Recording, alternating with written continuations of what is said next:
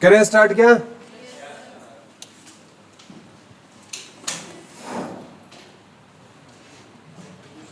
What was the last topic? Haryana के प्रमुख किले पढ़े थे ना। एक ऐसा किला पढ़ा था जिसकी हाइट 37 फीट थी। कौन सा किला था वो? पंचकुला में रामगढ़ का किला। पंचकुला में कौन सा किला था? रामगढ़ का किला। पंचकुला में बेटा 3 किले बताए थे। एक तो पिंजौर का किला, एक रानीपुर का किला, और यमुनानगर में एक छछरौली का किला था, एक साडोरा का किला। हिंडोरा का किला कहां पर था आपका? मेवात में था। कहां पर था? मेवात में। हिसार की अगर मैं बात करूं तो गुजरी महल का किला। अगरवा की बात करूं तो अगरवा का किला, और आसी में आसीरगढ़ का किला। फतेहाबाद हरियाणा की क्या थी? सबसे पुरानी हवेली थी। सिरसा की बात करूं तो राजा सारस का किला, रानिया का किला, और जींद की बात करूं तो राजा गजपत का किला। ठीक है। हिसार मंडल के बाद हमने अंबाला मंडल में एक खुद अंबाला का क्या था? किला। ठीक है। एक अंबाला में वैसे कोई खास किले नहीं है। अंबाला मंडल में अंबाला आ गया। यमुनानगर में पढ़ लिया को छछरौली का किला और साडोरा का किला। ठीक है। और पंचकुला में तीनों पढ़ लिए, रानीपुर का किला, पिंजौर का किला, रामगढ़ का किला। ठीक है। और इसके बाद आपका यमुनानगर हो गया, पंचकुला हो गया, अंबाला हो गया। कुरुक्षेत्र में कौन सा किला है? कर्ण का किला या कर्ण का टीला। ठीक है। एक कौन सा बच गया इसमें, इस मंडल में?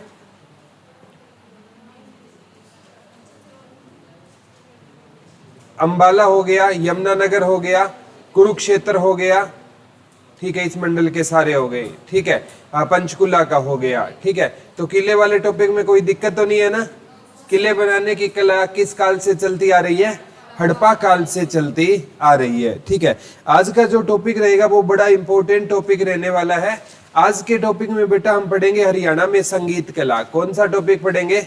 हरियाणा में संगीत कला का टॉपिक पढ़ेंगे। जैसे ये आता है, कल्लन खां का संबंध कहां से था? कल्लन खां के गुरु कौन होते थे? अचपल खां कौन होते थे? हाफिज खां कौन होते थे? तरनस खां कौन होते थे? जोहराबाई कौन होती थी? ये सारे क्वेश्चन आते हैं। हेडिंग डाल लो हरियाणा में संगीत कला। कौन सा टॉपिक पढ़ेंगे बेटा? हरियाणा में संगीत कला।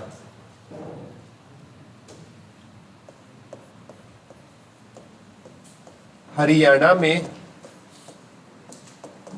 कौन सी कला? संगीत कला। हरियाणा में कौन सी कला बेटा?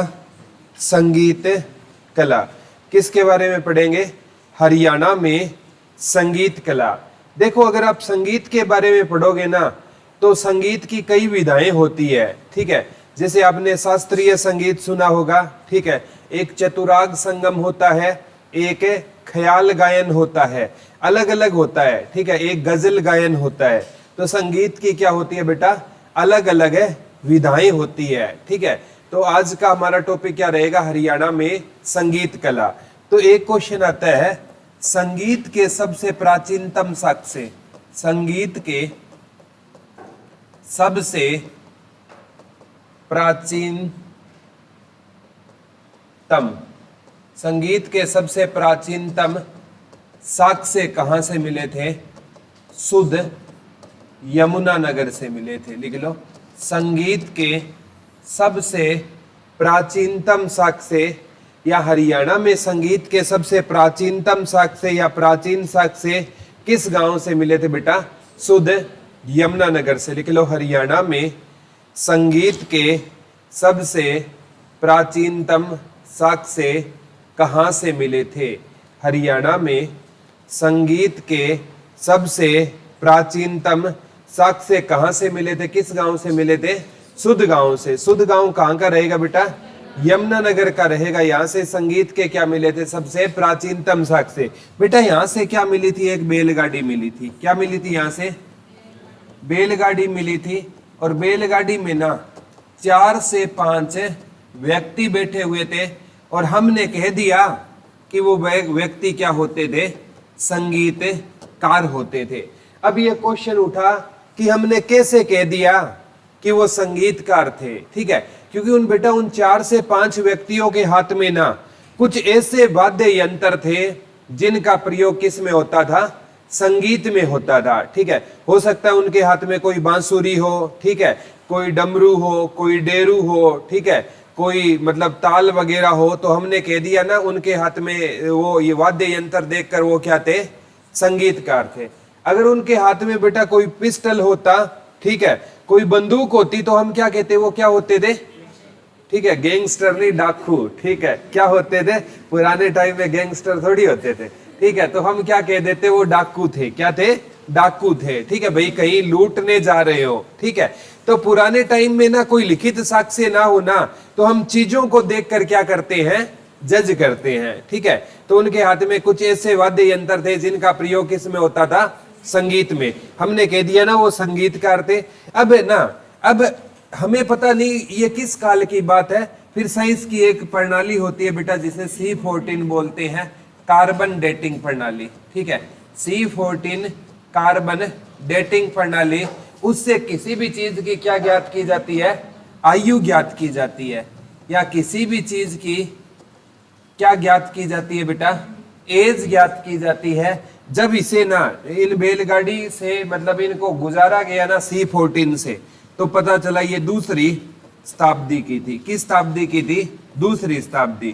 तो लिख लो, हरियाणा में संगीत के सबसे प्राचीनतम साक्ष्य किस शताब्दी में मिले थे, दूसरी शताब्दी में मिले थे। लिख लो, हरियाणा में संगीत के सबसे प्राचीनतम साक्ष्य किस शताब्दी में मिले थे बेटा, दूसरी शताब्दी में मिले थे। लिख लो, हरियाणा में संगीत के सबसे प्राचीनतम साक्ष्य किस शताब्दी में मिले थे, दूसरी शताब्दी में मिले थे। हरियाणा में संगीत के सबसे प्राचीनतम साक्ष्य किस शताब्दी में मिले थे, दूसरी शताब्दी में। और पूछे तो बेटा क्या मिली थी, एक बैलगाड़ी मिली थी, और बैलगाड़ी में क्या थे, 4 से 5 व्यक्ति थे, और उनके हाथों में क्या थे, वाद्य यंत्र थे, जिन्हें देखकर हमने कह दिया वो क्या थे, संगीतकार थे। यहां से 2 क्वेश्चन आएंगे। हरियाणा में संगीत के सबसे प्राचीनतम साक्ष्य कहां से मिले, सुध यमुनानगर से मिले। किस शताब्दी के मिले, दूसरी शताब्दी के। तीसरा क्वेश्चन वहां से क्या मिली है, कि बैलगाड़ी मिली थी, ठीक है। अब अगर एक बार क्वेश्चन आ गया कि हरियाणा में चित्रकला के सबसे प्राचीनतम साक्ष्य कहां से मिले, बच्चे कराए सुध यमुनानगर। चित्रकला के सबसे प्राचीनतम साक्ष्य सीसवाल से मिले, और सीसवाल सभ्यता से मिले, और सीसवाल सभ्यता कहाँ की रहेगी, हिसार की। लिख लो, हरियाणा में चित्रकला के प्राचीनतम साक्ष्य कहाँ से मिले, सीसवाल से मिले थे। लिख लो, हरियाणा में चित्रकला के प्राचीनतम साक्ष्य कहाँ से मिले थे, सीसवाल से मिले, और सीसवाल बेटा कहाँ पर रहेगा आपका, हिसार में रहेगा। हरियाणा में चित्रकला के सबसे प्राचीनतम साक्ष्य कहां से मिले थे, किस गांव से मिले थे, सीसवाल गांव से मिले, और सीसवाल बेटा गांव कहां का रहेगा, हिसार का रहेगा। संगीत कला के पूछे तो कहां से मिले, सुध यमुनानगर, और चित्रकला के पूछे तो सीसवाल सभ्यता। सीसवाल सभ्यता बेटा कहां की रहेगी, हिसार की रहेगी। सीसवाल सभ्यता कहां की रहेगी, हिसार की रहेगी। यहां तक कोई डाउट तो नहीं है ना, ठीक है। अब बेटा यहां से ना हमें कई क्वेश्चन का आंसर नहीं मिला, ठीक है, वो संगीतकार थे, लेकिन हमें इसका आंसर नहीं मिला कि वो किस विधा के संगीतकार थे, ठीक है। मैंने आपको बताया है कि एक तो होता है शास्त्रीय संगीत होता है, चतुराग संगम होता है, ख्याल गायन होता है, गजल गायन होता है। तो हमें इसका आंसर नहीं मिला। देखो, एक बैलगाड़ी को देखकर हमने 4 से 5 व्यक्ति थे, हमने ये तो जज कर लिया कि वो संगीतकार थे, लेकिन हमें ये तो पता नहीं चला ना बैलगाड़ी से कि वो किस कला के संगीतकार थे, ठीक है। एक इस क्वेश्चन का अगर वो पूछे ना कि दूसरी शताब्दी में वो किस विधा के संगीतकार थे, हम कहेंगे कह नहीं सकते। हमें ये तो पता चल गया वो संगीतकार थे, लेकिन ये पता नहीं चला वो किस विधा के संगीतकार थे। एक क्वेश्चन बनेगा, ठीक है, कि जो क्या हरियाणा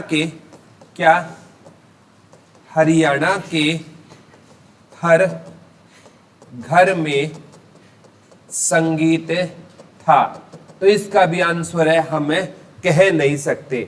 अब बैलगाड़ी बेटा कहां से मिलती है, आप ज्यादातर रास्ते में मिलती है ना, जब आप शाम को जाते हो, आजकल तो गांव में लुप्त हो गई है धीरे धीरे, लेकिन बहुत से गांवों में भी आज भी बैलगाड़ी होती है, आपने देखा होगा। ठीक है, बैलगाड़ी अमूमन मिलती है हमें रास्ते में मिलती है। कहां पर मिलती है?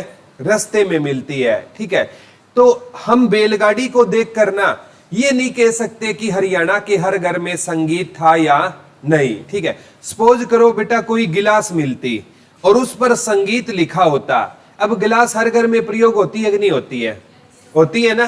ठीक है, अमीर है थोड़ी महंगी गिलास प्रयोग कर लेता है और गरीब है थोड़ी सस्ती गिलास प्रयोग कर लेता है। गिलास तो हर घर में होती होगी, देखी है कि नहीं देखी? गिलास आपने देखी है, तो हर घर में है। अगर गिलास पर संगीत होता तो हम कह सकते थे ना कि हरियाणा के हर घर में क्या था? संगीत था। लेकिन बैलगाड़ी को देखकर हम ये नहीं कह सकते कि हरियाणा के हर घर में संगीत था या नहीं था। अब हम कहते हैं जैसे बैलगाड़ी कहां से मिली है? रास्ते से मिलती है ना। कई कह देंगे सर बैलगाड़ी तो हमारे घर में भी खड़ी होती है। ठीक है, तो घर में खड़ी है तो 4-5 व्यक्ति वहां पर क्या जुआ थोड़ी खेल रहे थे, वो घर पे खड़ी है तो। ठीक है, तो बैलगाड़ी कहां मिलती है? हमें रास्ते में मिलती है। और पहले यातायात के साधन क्या होते थे? बैलगाड़ी होते थे। अगर 4 से 5 व्यक्ति बैठे हैं तो हो सकता है वो कहीं पर गाने बजाने के लिए बेचारे जा रहे होंगे। ठीक है, तो यहां से ना हमें 2 क्वेश्चन का आंसर नहीं मिला। एक तो वो किस विधा के संगीतकार थे, एक हरियाणा के हर घर में संगीत था या नहीं। वो पूछेगा क्या दूसरी शताब्दी के हरियाणा के हर घर में संगीत था, तो हम कहेंगे कह नहीं सकते। अगर वो पूछे किस विधा के दूसरी शताब्दी में संगीतकार थे, हम कहेंगे कह नहीं सकते। हाँ, इतना कह सकते हैं कि हरियाणा में दूसरी शताब्दी में क्या आ गया था? संगीत आ गया। कहां से मिले? शुद्ध यमुनानगर से मिले। लेकिन विधा पूछे तो कह नहीं सकते, और हर घर में था या ये भी कह नहीं सकते। अब इसका इंतजार के लिए हमें कौन सी शताब्दी तक वेट करना? 9वीं शताब्दी। 9वीं शताब्दी में लिख लो अगरवा से एक ईंट मिली थी। क्या मिली थी? अगरवा कहां पर है बेटा? ईसा। यहां से एक ईंट मिली थी। ईंट पर लिखा था सारे गा मा पा नी सा। ठीक है, लिख लो अगरवा से हमें क्या मिली थी? एक ईंट मिली थी। 9वीं शताब्दी में लिख लो अगरवा से हमें एक ईंट मिली थी। 9वीं शताब्दी में अगरवा से क्या मिली थी? एक हमें ईंट मिली थी। और इस ईंट पर ना क्या लिखा हुआ था बेटा? सारे गा मा पानी सा। और ये सारे गा मा पानी सा है ना, इसका प्रयोग जिस संगीत में होता है ना, वो कौन सा संगीत है बेटा? शास्त्रीय संगीत है। तो लिख लो 9वीं शताब्दी में हरियाणा में कौन सा संगीत आ गया था? शास्त्रीय संगीत आ गया। वो पूछेंगे शास्त्रीय संगीत के सबसे, देखो क्वेश्चन को घुमाएगा एग्जामिनर। वो पूछेगा शास्त्रीय संगीत के सबसे प्राचीनतम साक्ष्य कहां से मिले? ऑप्शन में शुद्ध मिलेगा। उस कंडीशन में क्या करोगे आप? अगरवा करोगे। क्या करोगे? अगरवा। वो पूछेगा संगीत के सबसे प्राचीनतम साक्ष्य कहां से मिले? अगरवा और शुद्ध होगा तो क्या करोगे? शुद्ध करोगे। समझ रहे हो मैं क्या कहना चाहता हूं? संगीत के प्राचीनतम साक्ष्य मिलेंगे बेटा शुद्ध यमुनानगर से, और शास्त्रीय संगीत के प्राचीनतम साक्ष्य कहां से मिलेंगे? अगरवा हिसार। अगरवा हिसार से क्या मिली है? कि ईंट। ईंट पर क्या लिखा हुआ था? सारे गा मा पा। सारे गा मा पा का प्रयोग किस संगीत में होता है? शास्त्रीय संगीत में। क्या दूसरी शताब्दी में हमें पता चला कि कौन सी संगीत की विधा थी? 9वीं में पता चला कौन सा संगीत आ गया था? शास्त्रीय संगीत। एक दूसरी शताब्दी में हमें ये नहीं पता नहीं चला कि वो हरियाणा के हर घर में संगीत था या नहीं। तो अगरवा से बेटा एक मृदु भांड मिला। क्या मिला? एक मृदु भांड। मृदु भांड होता है मिट्टी का बर्तन। कौन सा बर्तन बेटा? मिट्टी का बर्तन, जो हर घर में क्या होता है? प्रयोग। और उस पर क्या लिखा हुआ था? संगीत लिखा हुआ था। लिख लो 9वीं शताब्दी में अगरवा से क्या मिला था? मृदु भांड मिला था। 9वीं शताब्दी में लिख लो अगरवा से क्या मिला था? एक मृदु भांड मिला था। लिख लो 9वीं शताब्दी में अगरवा से क्या मिला था बेटा? एक मृदु भांड मिला था। मृदु भांड क्या होता था? मिट्टी का बर्तन होता था। और मिट्टी का बेटा ऐसा बर्तन होता था जो हर घर में क्या होता था? प्रयोग होता था। अगरवा से क्या मिला था? एक मृदु भांड। मृदु भांड क्या होता है? मिट्टी का बर्तन। और मिट्टी का ऐसा बर्तन था जो हर घर में क्या होता था? प्रयोग होता था। ठीक है, सपोज करो कि 9वीं शताब्दी में ना, ठीक है, एक कप मिला था। क्या मिला था? कप मिला था। कप के चारों ओर क्या लिखा हुआ था? संगीत। अब कप हर घर में प्रयोग होता है कि नहीं होता है? होता है ना। अमीर के घर में थोड़ा महंगा होगा और गरीब के घर में थोड़ा सस्ता, लेकिन कप हर घर में प्रयोग होता है ना। ठीक है, तो 9वीं शताब्दी में हमें क्या, ये कप, ये मृदु भांड का मिलना किस बात की ओर इशारा कर रहा था? कि हरियाणा के हर घर में क्या आ गया? संगीत आ गया। देखो दूसरी शताब्दी में कितने आंसर नहीं मिले हमें? 2 आंसर नहीं मिले। एक तो वो संगीत की विधा कौन सी थी, एक हरियाणा के हर घर में संगीत था या नहीं। लेकिन 9वीं शताब्दी में दोनों आंसर मिल गए ना। संगीत की विधा कौन सी थी और हरियाणा के हर घर में संगीत था या नहीं? हरियाणा के हर घर में क्या आ गया? संगीत आ गया। ठीक है, अब बात आती है बेटा मध्यकाल की। किस काल की आती है? मध्य काल की। मध्य काल। ठीक है, कौन से काल की बात है? मध्य काल की बात है। कौन से काल की बात है बेटा? मध्य काल। ठीक है, इसे मुगल काल भी हम बोल सकते हैं। क्या बोल सकते हैं? मुगल काल। ठीक है, मध्य काल या मुगल काल। इसमें एक संगीतज्ञ होते थे संत सूरदास। कौन होते थे बेटा? संत सूरदास। जन्म 1478 ईस्वी में। एक गांव है हरियाणा में, सिही गांव, और वो गांव आता है, जिस डिस्ट्रिक्ट में आता है वो है फरीदाबाद। लिख लो। संत सूरदास का जन्म कहां पर हुआ? सिही गांव फरीदाबाद में हुआ था। संत सूरदास का जन्म कहां पर हुआ था? सिही गांव फरीदाबाद में हुआ था। लिख लो, संत सूरदास का जन्म कहां पर हुआ था? सिही गांव फरीदाबाद में। किसका जन्म हुआ था? संत सूरदास का जन्म हुआ। कब हुआ बेटा? 1478 ईस्वी में।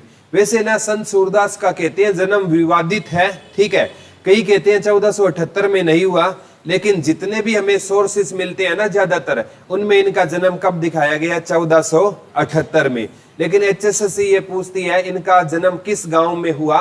सिही गांव। और सिही गांव हरियाणा के किस डिस्ट्रिक्ट में है? फरीदाबाद में इनका क्या हुआ? जन्म हुआ। ठीक है, कहते हैं संत सूरदास है ना, ये जन्म से अंधे होते थे। क्या होते थे बेटा? जन्म से अंधे होते थे। जन्मांत बोला जाता है, जो जन्म से अंधा हो जन्मांत बोला जाता है। जो जन्म से क्या हो? अंधा। ये जन्मांत थे या जन्म से क्या थे? अंधे थे। और ये है ना किस काव्य धारा के कवि थे? भगवान श्री कृष्ण या राधा कृष्ण काव्य धारा के क्या होते थे? ये कवि होते थे। ये किस काव्य धारा के कवि होते थे? भगवान श्री कृष्ण या राधा कृष्ण की काव्य धारा के कवि। जैसे संत तुलसीदास है ना, वो उन्होंने राम के चरित्र का क्या किया था? वखान किया। और भगवान श्री कृष्ण के चरित्र का वखान किस कवि ने किया था? संत सूरदास ने किया। ठीक है, तो राम काव्य धारा के कवि पूछे तो कौन हो जाएंगे? तुलसीदास। ठीक है, तुलसीदास की एक रचना है, सुन देखी होगी, रामचरितमानस। सुनी है क्या? रामचरितमानस। तो तुलसीदास जी कहते हैं कि इंसान का चरित्र है ना, वो किसके जैसे होना चाहिए? राम जैसा होना चाहिए। ठीक है, इंसान का चरित्र किस जैसा होना चाहिए? राम जैसा होना चाहिए। राम है ना प्यारे बच्चों, ठीक है कि कई ने उनकी माँ ने 14 वर्ष का उनको वनवास दे दिया, और जब वो वनवास से वापस आकर लौटे ना, तो सबसे पहले उन्होंने कैकेयी माता को क्या किया था? प्रणाम किया था। ठीक है, ऐसा होता है। राम का चरित्र 14 साल वन में रहे, जिस इंसान के कारण सबसे पहले उन्हीं को क्या किया था? उन्होंने प्रणाम किया था। ठीक है, राम जैसा। देखो अगर आप है ना राम और रावण में बेटा कंपैरिजन करोगे ना, तो रावण के पास राम से ज्यादा संपत्ति थी। यानी जिस इंसान के पास सोने की लंका हो ना, तो उसके पास कोई चीज की कमी थोड़ी है।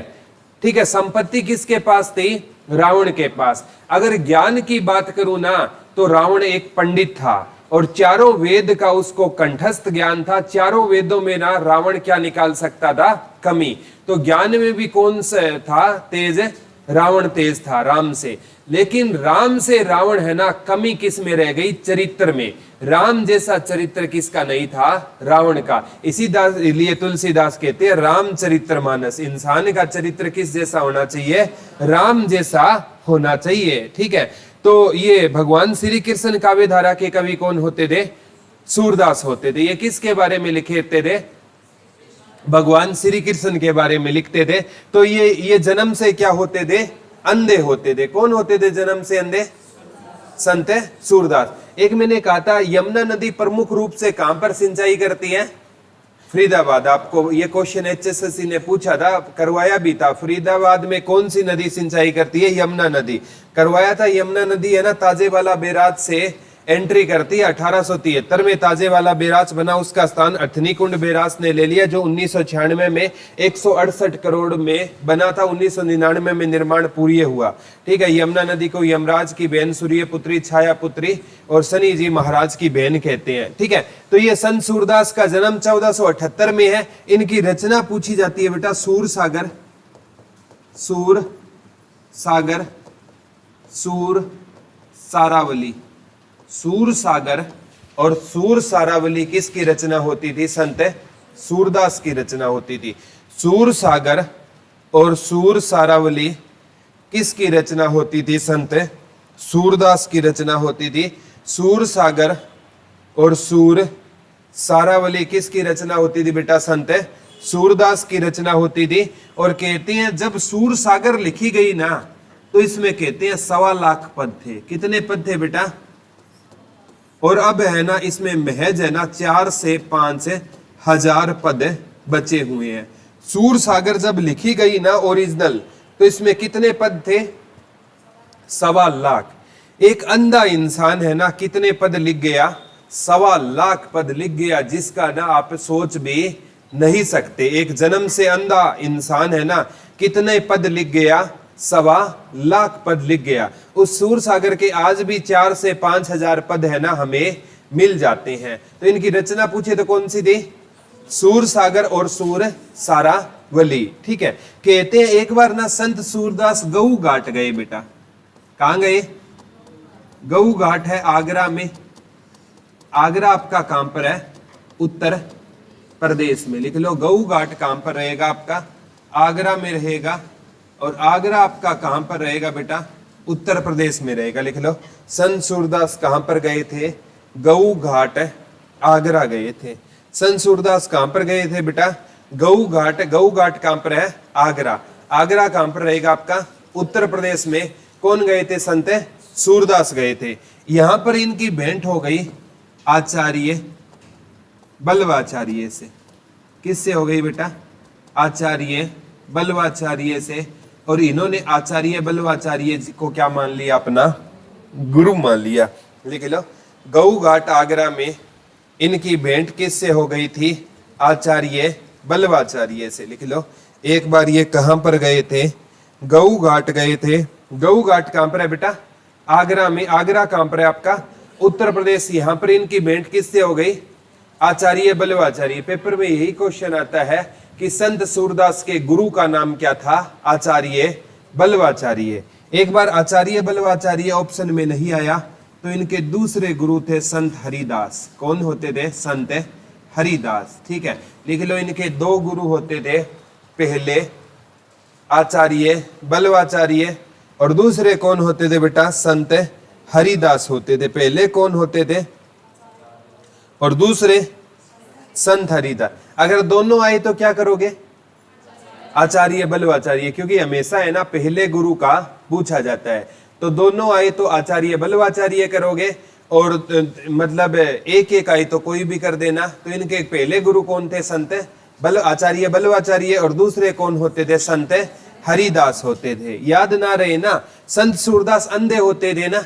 ठीक है। याद कैसे करोगे? संत सूरदास है ना बल्लभ जगाकर किसका भजन किया करते थे? हरि का भजन किया करते थे। ऐसे कर लेना। संत सूरदास है ना बल्लभ जगाकर किसका भजन किया करते थे?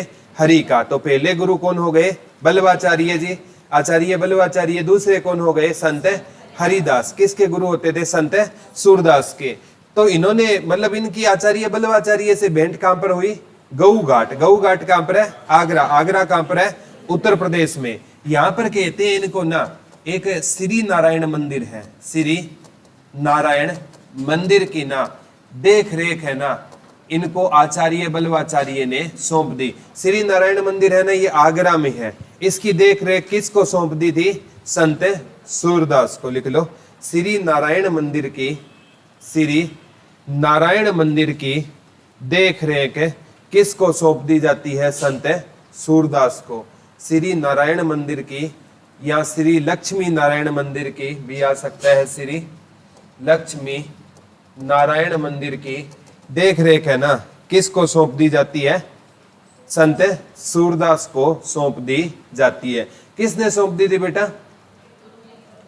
इनके गुरु बल्लवाचार्य ने इनको देख रेख सौंप दी। याद रह जाएगा ना? वेरी गुड, ठीक है। पहले गुरु आए तो कौन होते थे? आचार्य बल्लवाचार्य। दूसरे आए तो संत हरिदास। एक बार आया था, ये किसके समकालीन थे? मुगल बादशाह अकबर के समकालीन थे। ये बहुत डबल अंडरलाइन करके लिख लेना, 101% आएगा। संत सूरदास किसके समकालीन होते थे? तो संत सूरदास अकबर के समकालीन होते थे। लिख लो, संत सूरदास किसके समकालीन होते थे? अकबर के समकालीन होते थे। लिख लो, संत सूरदास किसके समकालीन होते थे? अकबर के समकालीन होते थे। ये किस मुगल बादशाह के समकालीन होते थे? अकबर। इंग्लिश में एक वर्ड होता है बेटा, कंटेम्परेरी। क्या होता है? कंटेम्परेरी बोलते हैं समकालीन को, ठीक है। अब समकालीन है ना, ठीक है। अब मैं आपका समकालीन हूं, आप मेरे समकालीन हो, एज चाहे कितनी भी हो, ठीक है, कोई मैटर नहीं करता। समकालीन का अर्थ है कि जिस टाइम आप हो उसी टाइम में मैं हूं। चाहे किसी बच्चे की एज है बेटा 2 साल है और किसी की एज है 98 साल, तो दोनों एक दूसरे के क्या होंगे?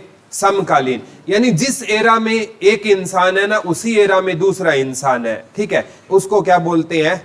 समकालीन बोलते हैं। क्या बोलते हैं उसको? समकालीन। समझ रहे हो क्या क्या होता है समकालीन? ठीक है। चाहे अभी आज एक बच्चे का जन्म हुआ है, ठीक है, आज एक उसका दादा है, ठीक है, कल उसका दादा एक्सपायर भी हो गया ना, तो एक दिन तो वो साथ रहे हैं ना, तो वो क्या होंगे? दोनों समकालीन, कंटेम्परेरी बोलते हैं। तो ये किसके समकालीन होते थे? मुगल बादशाह अकबर के। सबसे ज्यादा HSSC ने यही क्वेश्चन पूछा है कि संत सूरदास किसके समकालीन होते थे? अकबर के समकालीन होते थे। वो तो मुगल काल पढ़ लिया, अब है उत्तर मुगल काल। कौन सा काल बेटा? उत्तर मुगल काल में एक व्यक्ति था कल्लन खां। क्या नाम था? कल्लन खां, ठीक है। पेपर में आता है कल्लन खां है ना, ये किस गायन से संबंध रखते थे? ख्याल गायन से। लिख लो, कल्लन खां का संबंध किस गायन से होता था? ख्याल गायन से होता था। लिख लो, कल्लन खां का संबंध किस गायन से होता था बेटा? ख्याल गायन से होता था। लिख लो, कल्लन खां का संबंध किस गायन से होता था? ख्याल गायन से होता था। लिख लो, कल्लन खां का संबंध किस गायन से होता था? संगीत की विधा होती है ख्याल गायन बेटा, ठीक है। जैसे शास्त्रीय संगीत होती है ना, उसी प्रकार ख्याल गायन होता है, चतुराग संगम होता है, गजल गायन होता है। तो संगीत की किस विधा से कल्लन खां संबंध रखते थे? ख्याल गायन, ठीक है। और पेपर में आया था कल्लन खां का संबंध रट लेना गुड़ियानी रेवाड़ी से था। इनका संबंध कहां से होता था? गुड़ियानी रेवाड़ी से होता था। लिख लो, कल्लन खां का संबंध कहां से होता था? गुड़ियानी रेवाड़ी से होता था। लिख लो, कल्लन खां का संबंध कहां से होता था? गुड़ियानी रेवाड़ी से होता था। लिख लो, कल्लन खां का संबंध कहां से होता था बेटा? गुड़ियानी रेवाड़ी से। किसका संबंध होता था? कल्लन खां का। कल्लन खां का संबंध कहां से होता था? गुड़ियानी रेवाड़ी से। किसका संबंध होता था? कल्लन खां का संबंध होता था। कहां से होता था कल्लन खां का संबंध? गुड़ियानी। और गुड़ियानी कहां पर रहेगा आपका?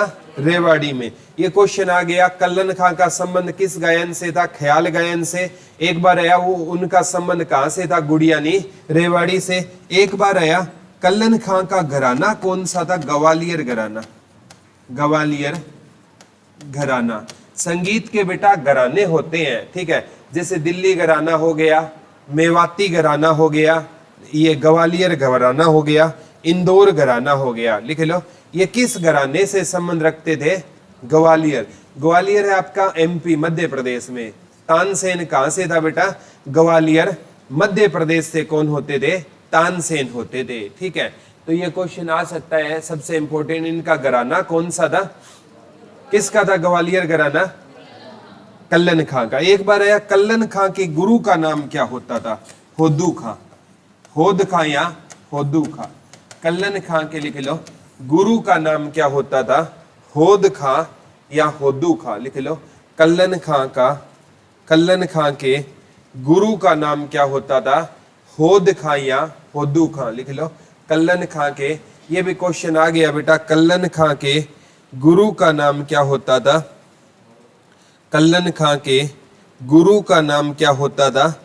होद खां या होदू खां होता था। लिख लो, कल्लन खां के गुरु का नाम क्या होता था? होद खां या होदू खां। ये भी ग्वालियर घराने से थे। लिख लो, कल्लन खां के गुरु भी किस घराने से होते थे? ग्वालियर घराने से होते थे। लिख लो, कल्लन खां के गुरु किस घराने से होते थे? ग्वालियर घराने से होते थे। कल्लन खां के गुरु भी किस घराने से होते थे? ग्वालियर घराने से होते थे। और कल्लन खां का एक बेटा, इनके गुरु भी है ना ख्याल गायन से। किस गायन से बेटा? ख्याल गायन से। एक कल्लन खां का बेटा होता था हाफिज खां। हाफिज खां, ठीक है। ये इंदौर घराने से था। ये इंदौर घराने से था। इनका भी संबंध पूछे तो ख्याल गायन से था। एक बार लिख लो फिर याद कराता हूं। कल्लन खां के गुरु कौन होते थे बेटा? होदू खां। कल्लन खां का बेटा कौन होता था? हाफिज खां। ठीक है, ये याद कर लेना, चाहे कल्लन खां आए, चाहे होदू खां आए, चाहे हाफिज खां आए, तीनों ख्याल गायन से संबंध रखते हैं। किस गायन से रखते हैं? ख्याल गायन। दोनों का घराना एक ही है। कल्लन खां और होदू खां का घराना है ग्वालियर, और एक का घराना याद करना इंदौर। और इंदौर भी कहां पर है बेटा? मध्य प्रदेश में है।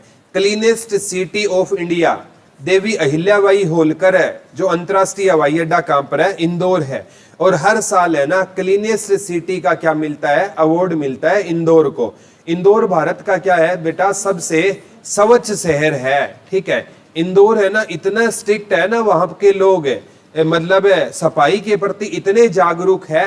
अगर किसी ने ना बस स्टैंड पर ना कोई कूड़ा करकट फेंक दिया है ना, तो दूसरा इंसान है ना उसको बेइज्जती नहीं समझता, उस कूड़े करकट को खुद है ना अपने बैग में डाल लेगा। इतने वहां के पर लोग क्या है? जागरूक। किसी ने गुटखा फेंक दिया ना, किसी ने वहां पर मतलब थूक भी दिया, तो साथ वाला ना उसका ना धक्के से क्या करवाएगा? चालान करवाएगा। अपने वाले तो कुछ भी करे यहाँ पर, ठीक है, कोई फर्क नहीं पड़ता। ठीक है, मतलब यहाँ पर देखे होंगे वो आपने हर गांव, हर मतलब सड़क के आसपास है ना वो शीशे लगे थे अभी पीछे थोड़े टाइम पहले, ताकि आगे पीछे के वाहन देख सकें। अगले दिन बोला फीलिंग लेने के लिए शीशे ही फोड़ दिए। ठीक है, बोला यार देखते हैं कैसे टूटता है शीशा। क्या घर में शीशे को फोड़कर फीलिंग ली है आपने? ठीक है, वहां पर नहीं लेते, क्योंकि जिस चीज से हमारे इमोशन नहीं जुड़े हैं ना बेटा, वहां पर हमें कोई फीलिंग नहीं आती। ठीक है, आज आप पढ़ते हो कि पाकिस्तान में 100 लोग मारे गए, क्योंकि उनकी फीलिंग आपके साथ नहीं जुड़ी है। आप बस एक खबर के तौर पर पढ़ते हो कि पाकिस्तान में 100 लोग मारे गए, पन्ना पलट दिया, कोई फीलिंग नहीं आई आपको। आपने महेंद्रगढ़ वाला सुना कि 6 बच्चे मारे गए, अंदर से दिल पसीज गया ना कि यार 6 बच्चे मारे गए, बहुत बुरा हुआ, ड्राइवर वो शराब पीकर। क्योंकि है ना वो हरियाणा से है, तो हमारे उनके साथ क्या जुड़े हुए हैं? इमोशन जुड़े हुए हैं। सारा का सारा खेल इमोशन का है। ठीक है, संबंध होता है ना वो दुखों का कारण होता है। ठीक है, जो संत महात्मा होते हैं उनको दुख क्यों नहीं होता? वो किसी से संबंध रखते ही नहीं है। ठीक है, उनके लिए सारे क्या है? बराबर है। जो सच्चा महात्मा होता है ना उसको सुख और दुख से कोई मतलब है नहीं है। लेकिन बात तो है सच्चा महात्मा होना चाहिए इसके लिए। ठीक है, जो मतलब सब कुछ त्याग करके बैठा है। ठीक है, तो इसका बेटा कौन होता था? हाफिज का। गुरु कौन होता था? होदू खां। तीनों के तीनों है ना, ठीक है, ख्याल गायन से थे। और इनके ना दोनों के घराने एक है और एक का घराना इंदौर है। जो महाकाल मंदिर है ना वो भी आपका उज्जैन, वो भी कहां पर है? मध्य प्रदेश में है। ठीक है, याद हो जाएगा ना। कल्लन खां का संबंध पूछे तो गुड़ियानी रेवाड़ी से है, तीनों ख्याल गायन से है, दोनों का घराना ग्वालियर है, एक का घराना इंदौर है। पहले जो आपका हाफिज का था ना वो ग्वालियर घराने से था, क्योंकि पिता ग्वालियर से थे। बाद में उन्होंने इंदौर घराने की क्या बढ़ाई थी? शोभा, तो वो ज्यादा फेमस हुए इंदौर के कारण। ठीक है, अब इसी कैटेगरी में एक व्यक्ति था अचपल खां। अचपल खा। इसकी ना संगीत की विधा थी चतुराग संगम। चतुराग संगम लिख लो। एक व्यक्ति था अचपल खां, लिख लो। अचपल खां की संगीत की विधा कौन सी थी, लिख लो। अचपल खां की संगीत की विधा कौन सी थी बेटा? तो अचपल खां की संगीत की विधा कौन सी थी? तो बता दो चतुराग संगम, लिख लो। अचपल खां की संगीत की विधा कौन सी थी? तो कौन सी थी बेटा? चतुराग संगम थी। कौन सी थी? चतुराग संगम थी। ये पूछा गया था अचपल खां की संगीत की विधा कौन सी होती थी? चतुराग संगम। चतुराग संगम से कौन संबंध रखते थे? अचपल खां रखते थे। अचपल खां का संबंध किस संगम से होता था बेटा? चतुराग संगम से, ठीक है। और ख्याल गायन से कौन थे? कल्लन खां, होदू खां, हाफिज खां। कल्लन खां के गुरु का नाम होदू खां, बेटे का नाम हाफिज खां, ठीक है। अचपल खां है ना, ये चतुराग संगम से संबंध रखते थे और इनका घराना दिल्ली घराना था। इनका घराना पूछे कौन सा होता था? दिल्ली घराना होता था। तरनस खां। इनके शिष्य का नाम पूछे तो तरनस खां होता था। अचपल खां के शिष्य का नाम पूछे तो तरनस खां होता था, लिख लो। अचपल खां के शिष्य का नाम पूछे तो तरनस खां होता था, लिख लो। अचपल खां के शिष्य का नाम पूछे तो क्या होता था? तरनस खां होता था। अचपल खां के शिष्य का नाम पूछे तो क्या होता था? तरनस खां होता था, ठीक है। अचपल खां का संबंध किस संगम से होता था? चतुराग संगम से होता था। घराना पूछे तो दिल्ली घराना और शिष्य का नाम पूछे थे तरनस खां। तो तरनस खां भी है ना, वो भी चतुराग संगम से संबंध रखते थे, ठीक है। वो तीनों पिता, गुरु और बेटा, वो तीनों थे मतलब आपके ख्याल गायन से, और ये दोनों किससे है? चतुराग संगम से। अब एक नाम आता है जोहराबाई। बहुत सी फिल्मों में भी काम किया इसने। जोहराबाई, इनका संबंध था हरियाणा के अंबाला से, लिख लो। जोहराबाई का संबंध कहां से होता था? हरियाणा के अंबाला से होता था, लिख लो। जोहराबाई का संबंध कहां से होता था? हरियाणा के अंबाला से होता था, लिख लो। जोहराबाई का संबंध कहां से होता था? हरियाणा के कहां से होता था बेटा? अंबाला से था, ठीक है। एक बार आया। अंबाला कैंट कब बना? 1843 में। अंबाला कैंट कब बना बेटा? 1843 में। एक बार है 1842 में अंबाला है ना, किसके अधीन होता था? शिमला के अधीन होता था। ये दोनों क्वेश्चन आ गए। अंबाला कैंट कब बना बेटा? 1843 में। डबल अंडरलाइन करके लिख लेना, आ चुका है ये। अंबाला कैंट कब बना? 1843 में। और ये पहले किसके अधीन होता था? 1842 में शिमला के अधीन होता था। किसके अधीन होता था बेटा? शिमला के। और 1857 की क्रांति की शुरुआत कहां से हुई थी? अंबाला कैंट से हुई थी। कहां से हुई थी? अंबाला कैंट से हुई थी। अंबाला छावनी बोलते हैं इसको। हरियाणा में मिलिट्री के दो ही एयरफोर्स स्टेशन है, एक तो अंबाला में है और एक सिरसा में है। मिलिट्री के एयरफोर्स स्टेशन हरियाणा में कितने हैं? केवल दो है। एक अंबाला में रहेगा, एक सिरसा में। पीछे जो राफेल के विमान थे ना, वो अंबाला लाए गए थे। राफेल आया था ना, उसका ना विमान कहाँ लाए गए थे? अंबाला लाए गए थे, ठीक है। तो जोहराबाई का संबंध कहां से रहेगा? अंबाला से रहेगा। जोहराबाई का संबंध कहां से रहेगा? अंबाला से। किसका संबंध है बेटा? जोहराबाई। अंबाला कैंट कब बना? 1800 और 1842 में ये किसके अधीन होता था? शिमला के अधीन होता था। जोहराबाई का संबंध कहां से रहेगा बेटा? अंबाला से रहेगा। याद हो जाएगा ना, जोहराबाई का संबंध कहां से रहेगा? अंबाला। ये गजल गायिका होती थी। क्या होती थी? गजल गायिका होती थी, लिख लो। जोहराबाई संगीत की किस विधा से संबंध रखती थी? गजल गायिका होती थी, लिख लो। जोहराबाई कौन सी गायिका होती थी बेटा?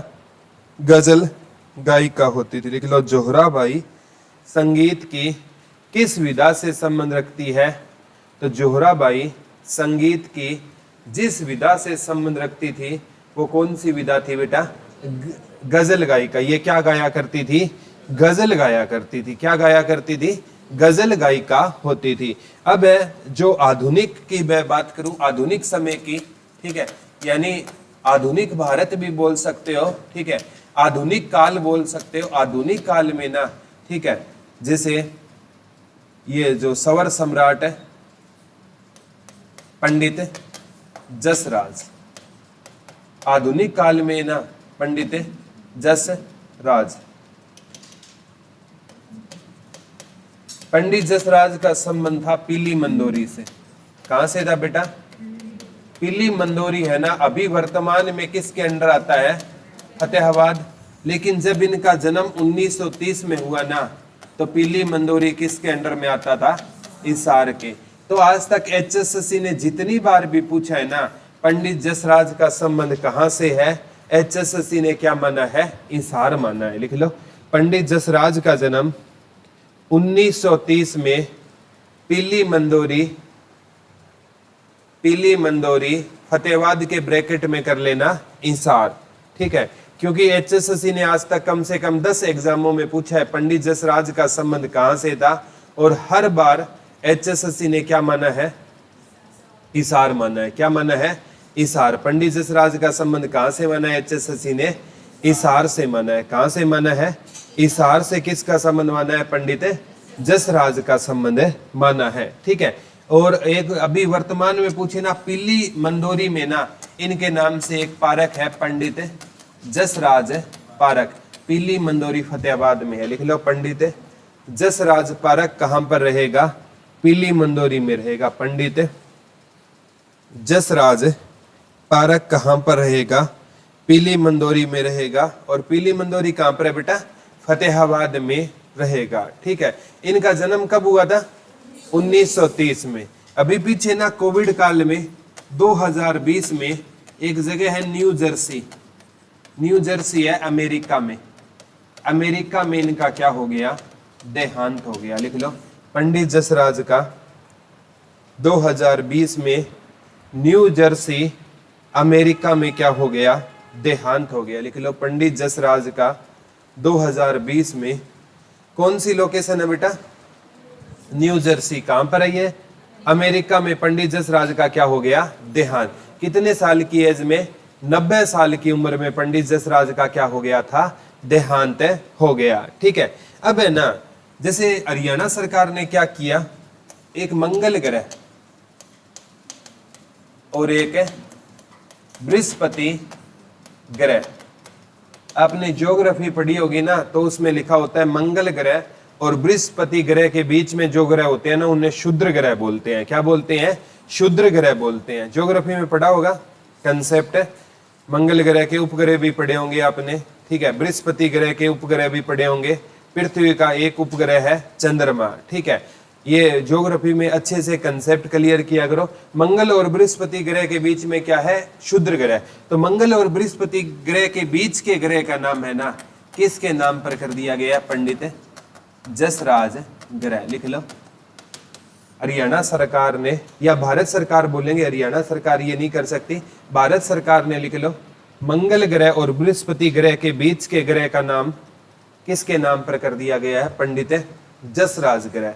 मंगल ग्रह और बृहस्पति ग्रह के बीच के ग्रह का नाम किसके नाम पर कर दिया बेटा? हरियाणा सरकार ने पंडित जसराज ग्रह कर दिया है। मंगल ग्रह और बृहस्पति ग्रह के बीच के ग्रह का नाम है ना, किसके नाम पर कर दिया गया है? पंडित जसराज ग्रह कर दिया गया है। कहाँ के कौन कौन सा ग्रह हो गया?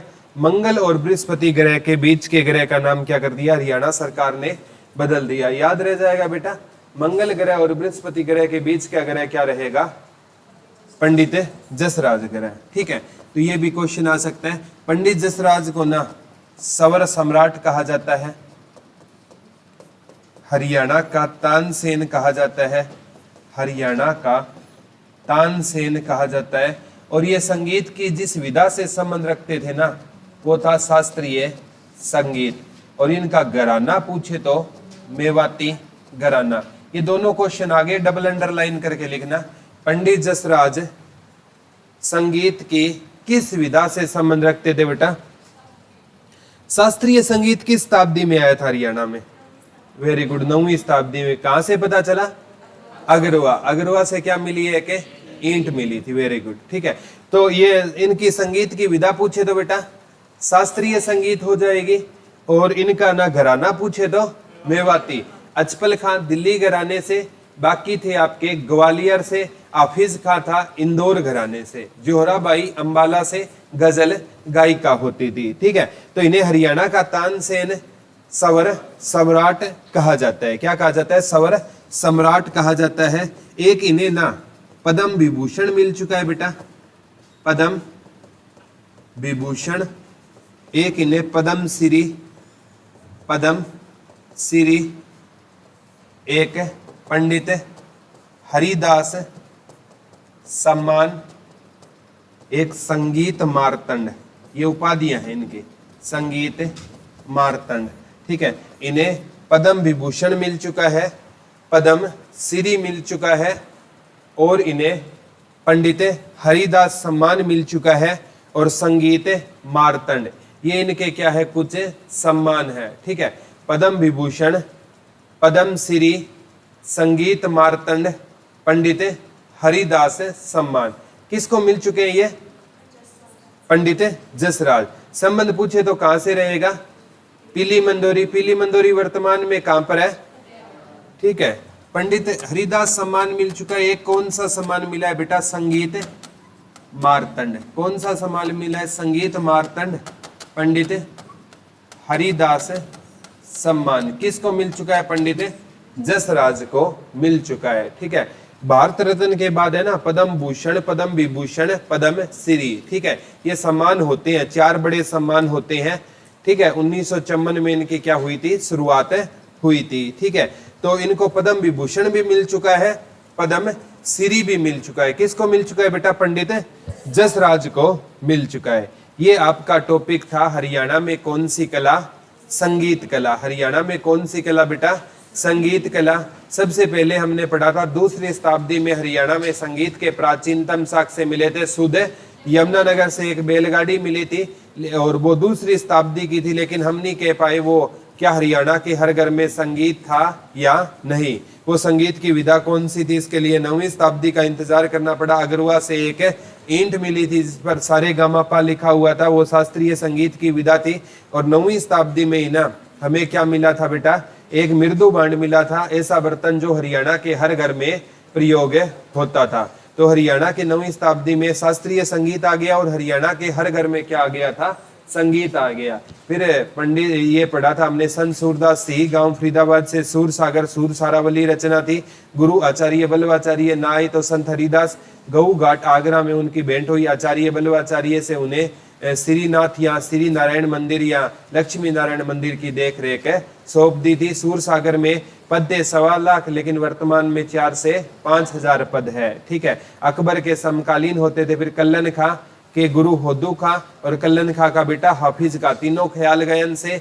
दोनों एक मतलब संबंध पूछे तो गुड़ियानी रेवाड़ी, दोनों का घराना ग्वालियर, एक का इंदौर। फिर अचपल खां चतुराग संगम दिल्ली घराना, तरनस खां शिष्य। फिर हमने जोहराबाई गजल गायिका अंबाला से, और पंडित जसराज। याद रह जाएगा ना? कोई दिक्कत तो नहीं है? आज वाला समझ आ गया ना? कोई है ऐसा बच्चा जिसको समझ नहीं आया? कोई तो होगा ऐसा योद्धा। सभी को आ गया? थैंक यू बच्चों।